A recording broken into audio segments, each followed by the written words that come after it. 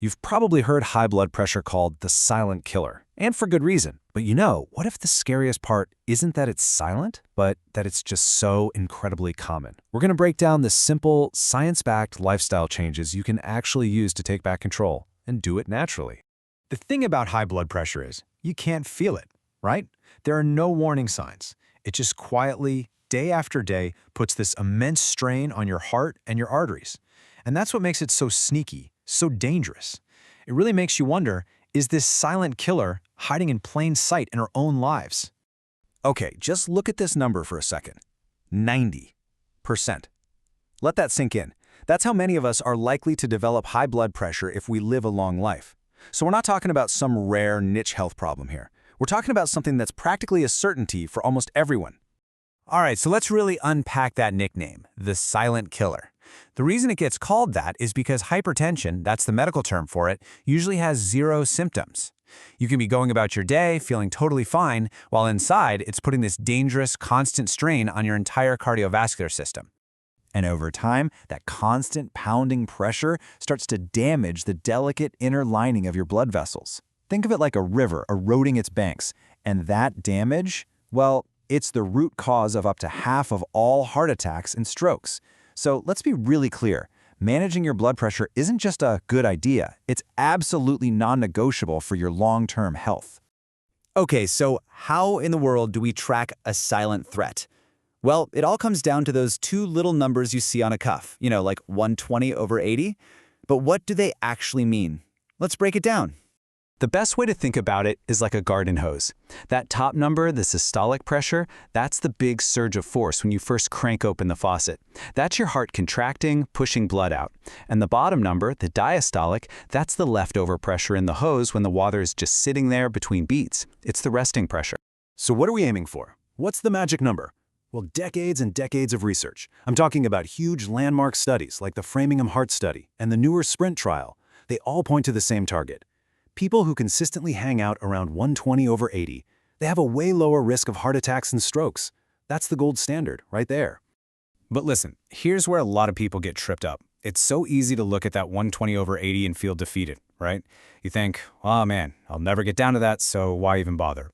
But the science tells a completely different and frankly a much more hopeful story. It turns out that every single millimeter counts. Just look at these numbers. A tiny, modest drop of just 5 points in that top number, the systolic, it slashes your stroke risk by 15% and your heart disease risk by 10%. These are not small changes. That is a massive, massive return on what can be a pretty small investment in your health. Okay, so how do we actually start moving those numbers down? Well, the great news is that one of the most powerful tools you have is your fork. It's what you eat every day. And listen, this is not about some miserable deprivation diet. It's just about making smarter, sustainable choices. Now, the most researched, tried and true eating plan for this is called the DASH diet. It stands for Dietary Approaches to Stopping Hypertension, and the game plan is actually really simple. You basically just build your meals around awesome whole foods, fruits, veggies, lean protein, beans, and at the same time, you dial way back on the processed stuff because that's where all the sodium is hiding.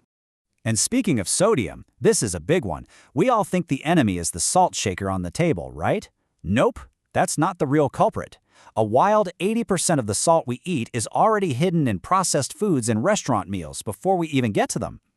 Get this, a single meal from a restaurant, even one that sounds healthy, can blow past your entire daily limit of sodium. And if you want to see just how powerful this can be in the real world, you have to hear the Finland story. A few decades ago, the entire country basically went on a low-salt mission, and the results? They were absolutely astounding. Their sodium intake dropped by about a third, and get this, deaths from heart attacks and strokes from middle-aged people plummeted by an incredible 80%. 80! That's just wow! All right, let's move on to, movement. We all know exercise is good for us. That's not news. But when you look specifically at what kind of movement is best for lowering blood pressure, some really recent research has found a surprising and honestly a super accessible winner. Okay, I found this absolutely fascinating. A giant study in 2023 looked at pretty much every kind of exercise imaginable. And yeah, all of it helps. But there was one clear champion. isometric exercises. We're talking about static holds, like a plank or a wall squat where you just hold a position. On average, these lowered that top systolic number by over 8 points. That's actually more effective than cardio or traditional weightlifting. And you know what the best part is? It's so ridiculously easy to do. We're talking about squeezing one of those little hand grip trainers while you're on a call, or holding a wall squat for a couple of minutes while you watch TV. You don't need a gym, you don't need fancy equipment. All you need is a little bit of consistency. Okay, so we've got diet and we've got movement. But there are a few other really crucial pieces of the puzzle that honestly often get overlooked. So let's talk about the big three: mind, rest, and habits. We have to stop thinking of sleep as some kind of luxury we can skip. It's a biological necessity, especially for your heart. If you're consistently getting less than 6 hours a night, that's directly linked to a higher risk of high blood pressure. But the good news is, simple stuff. Basic sleep hygiene, like having a consistent bedtime and avoiding caffeine in the afternoon, it can make a huge difference. Alcohol is another one of those sneaky culprits. You might think it helps you relax, but it actually raises your blood pressure. The current thinking is to keep it to 2 drinks a week, or even fewer. And for people who drink more than that, just cutting back can drop that top number by more than 5 points. That's a big win. Okay, so let's say you're doing all this great stuff. You're changing your diet, you're doing your wall squats, you're sleeping better. That's awesome. But how do you know if it's working? That brings us to the last and maybe the most important piece of the puzzle. You gotta measure to manage. And here's something you might find surprising. A lot of doctors now say that taking your blood pressure at home is actually the gold standard. Think about it. That one reading you get at the doctor's office can be all out of whack because you're nervous, right? They call it white coat syndrome. Measuring at home when you're relaxed gives a much more accurate picture of what's really going on. But if you're gonna do it, you've gotta do it right. Your technique really matters. So here's the simple rundown from places like the Mayo Clinic. First, just sit and rest quietly for 5 minutes. Feet flat on the floor, back supported. Then take at least 2 readings, about a minute apart. Following these simple rules means you can actually trust the numbers you're getting. And hey, if you need just one more little piece of motivation to tie all this together, remember this amazing rule of thumb.